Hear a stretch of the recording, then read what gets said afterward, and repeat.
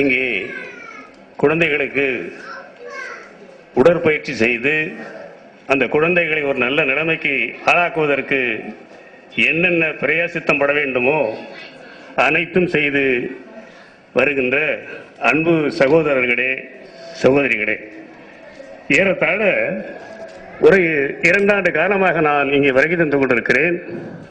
குறிப்பாக நேரமாகினபடியால் ஒரு குறுகிய நேரத்தில் சில விஷயங்களை சொல்லி முடித்துக் கொள்கிறேன். ஏனென்றால் இங்கே நான் பார்க்கின்ற போது உண்மையிலேயே என்னையே ஒரு ஆள்படுத்திக் கொள்ள வேண்டிய ஒரு நிலைமைக்கு நான் ஆளாக்கப்படுவேன். காரணம், இங்கு இருக்கின்ற அந்த அன்பு சகோதரர்களும் சரி, சகோதரியும் சரி, அவர்கள் அந்த அன்பு என்ற வாசகத்தில் பணியாற்றிக் கொண்டிருக்கிறார்கள். ஒரே ஒரு சின்ன கதையை மட்டும் சொல்லி விடைபெறுகிறேன். ஏனென்றால் ஆண்டவனால் வரம் பெற்றவர்கள் உண்மையிலேயே ஒரு கதை என்னவென்றால், இங்கே பணியாற்றிக் கொண்டவர்களுக்கு எல்லோரும் அவனால் உருவாக்கப்பட்டவர்கள். ஒரு நேரத்தில் பிறக்கின்றோம், ஆடையின்றி பிறக்கின்றோம், ஆடையின்றி செல்கின்றோம். ஆனால் இந்த மாதிரி ஒரு அன்புள்ளம் கொண்டவர்களுக்கு ஆண்டவனாகிய அந்த இயேசு சில கட்டளை இடுகிறார். அன்பு மகனே, மகளே, நான் உனக்கு ஒரு அறிவுரை தருகிறேன். நீ உன்னால் முடிந்த காரியங்களை அந்த சின்ன சிறு குழந்தைகளுக்கு, உடல்நலம் குறைவாக ஏற்படுகின்ற குழந்தைகளுக்கு, உடல்நலம் பாதிக்கப்படுகின்ற குழந்தைகளுக்கு, பெரியவர்களுக்கும் சரி, சிறியவர்களுக்கும் சரி உதவிகளை செய்ய வேண்டும். நான் தேர்ந்தெடுக்கின்ற போது உன்னிடம் அந்த அன்பு இருக்கிறதா என்பதை பரிசோதிக்க வேண்டும் என்பதற்காகத்தான் சில பொருள்களை உன்னிடத்தில் தருகிறேன். அந்த பொருள் விலைமதியாத பொருள்கள். அந்த பொருள் விலைமதியாத பொருள்கள் உன்னுடைய உள்ளத்தில் மூட்டையாக கட்டி அதை வைத்து நான் அனுப்புவேன். அந்த மூட்டை உனக்கு ஒரு குறுகிய காலத்தில், அதாவது ஒரு இயேசு வருகின்ற போது அந்த மூட்டை வெளியாக வரும். ஆனால் நீ பயப்பட வேண்டாம். நான் இருக்கும்போது எந்த விதமான பயம் தேவையில்லை. அந்த மூட்டை உன்னிடம் கட்டி உன்னுடைய இதயத்தில் வைப்பேன். நீ அங்கு பிறந்து ஆறாக்கத்துக்கு பிறகு நீ எடுத்துக்கொள்ளலாம். நானாக வந்து உனக்கு தருவேன் என்று கட்டளை இடுகிறார். ஆனால் இந்த சின்னஞ்சிறு உள்ளம், இந்த இவர்கள் போன்ற உள்ளங்கள் அதை கேட்கின்றார்கள். ஆண்டவரே, மூட்டையை என் நெஞ்சில் வைத்து கட்டிருக்கிறீர்களே, நான் எப்படி சுமந்து செல்வேன் என்று கேட்கின்ற போது, மகனே, மகளே, பயப்பட வேண்டாம். மூட்டை பெரிதாக இருக்காது, கடுகளவு தான் இருக்கும். ஆனால் பிரித்து பார்க்கின்ற போது விலைமதியாத பொருள்கள் அதில் இருக்கும் என்று சொல்லி அவர்களுக்கு கட்டளையிடுகிறார். அந்த கட்டளையின்படி குறுகிய காலத்தில் அந்த மூட்டையை, ஆண்டவரே, நீங்கள் எனக்கு அந்த மூட்டை தந்தீர்கள், எப்போது நான் எடுத்துச் சொல்வது என்பதை கேட்கிறார். அந்த இதயம் கேட்கிறது. மனிதனாக இருக்கிறவர்கள் அவர் கேட்கிறார்கள். அப்போதுதான் அந்த கடவுள், மகனே, மகளே, நாளை அந்த மூட்டை வெளியிலே வரும், எடுத்துப்பார். அதில் விலைமதியாத பொருள்கள் இருக்கும். அதை எடுத்து என்னென்ன பயன்படுத்திக் கொள்ள வேண்டுமோ அப்படி பயன்படுத்திக் கொள் என்று சொல்லி கட்டளையிடுகிறார்.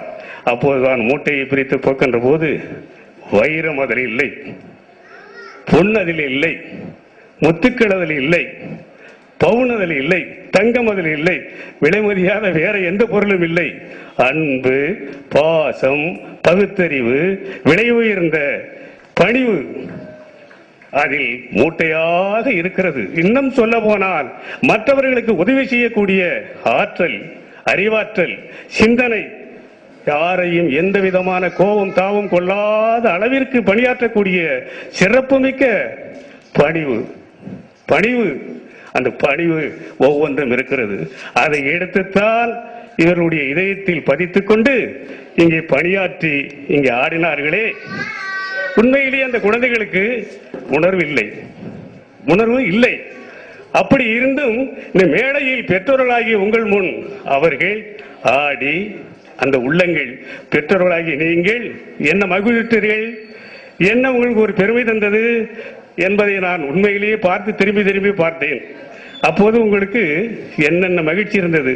ஆஹா, நமது குழந்தைகளை இப்படி ஒரு நிலைமைக்கு உருவாக்கி இருக்கிறார்கள்.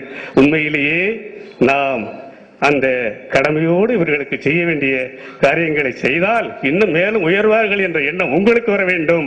அதே போல் இந்த குழந்தைகள் வளர்வதற்கு வர வேண்டும் என்பதை சொல்லி, ஏனென்றால் இன்னும் சில செய்திகளை சொல்ல முடியும். சொல்லலாம். நான் சொல்லிக்கொண்டே போறேன் என்று சொன்னால் நேரம் இல்லை.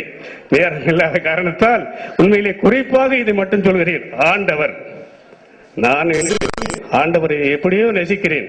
இரவு பூரா என்னுடைய செல்லில் வரும், பகலிலும் வரும், நெஞ்சில் எடுத்து அணைத்துக் கொள்வேன். எனக்கு எல்லா மதமும் எம்மதமும் சம்மதம், அழைத்துக் கொள்ளு. ஆண்டவரே, உண்மையிலேயே இந்த உலகத்தை படைத்தீர்கள், சில உயிர்களை படைத்தீர்கள், எல்லாவற்றையும் படைத்திருக்கிறீர்கள். ஆனால் இது சின்ன சின்ன குழந்தைகளுக்கு, இந்த குழந்தைகளை பார்க்கின்ற போது, இந்த 2 ஆண்டு காலமாக இங்கு வருகின்ற போது கேட்பேன், நான் வண்டி கொண்டு கொள்வேன். இந்த குழந்தைகள் இவர்கள் தருகின்ற பயிற்சியை பெற்று மேலும் மேலும் உயர வேண்டும், உயர வேண்டும், உயர வேண்டும், வளர வேண்டும், வளர வேண்டும் என்று உண்மையிலேயே என்னுடைய நெஞ்சார்ந்த சொல்லிக் கொண்டுதான் செல்லுவேன். அப்போதுதான் வந்து பார்ப்பேன். இருந்தாலும் நேரவில்லை. நீங்கள் பெற்றோர்களாகி நீங்கள் உங்களுடைய குழந்தையை பரிமாறி பாதுகாக்க உங்களால் முடிந்த உதவிகளையும் செய்ய வேண்டும். அவர்கள் நிச்சயம் செய்வார்கள். ஏனென்றால் இங்கே பார்ப்பேன், அந்த அளவுக்கு நாம் உண்மையிலே சொல்றேன், என்னுடைய பேர குழந்தையை நான் கூட பாத்ரூமுக்கு அழைத்து போட்டு சொல்வதில்லை. இங்க பணியாற்றி கொண்டிருக்கிறவர்கள் நாங்கள் பார்க்கின்ற போது அந்த பாத்ரூமுக்கு அழைத்து கொண்டு வருவார்கள். அப்போதுதான் நினைத்து பார்ப்பேன், உண்மையிலேயே அவரிடத்தில் அந்த அன்பு இருக்கிறதுனாலதான், அந்த ஆண்டவனுடைய இந்த வரத்தை உண்மையிலே பெற்று வந்திருக்கிற காரணத்தினால்தான் இப்படி பணியாற்றுகிறார்கள் என்று சொல்லிதான் இந்த மூட்டை என்று சொன்னேன்.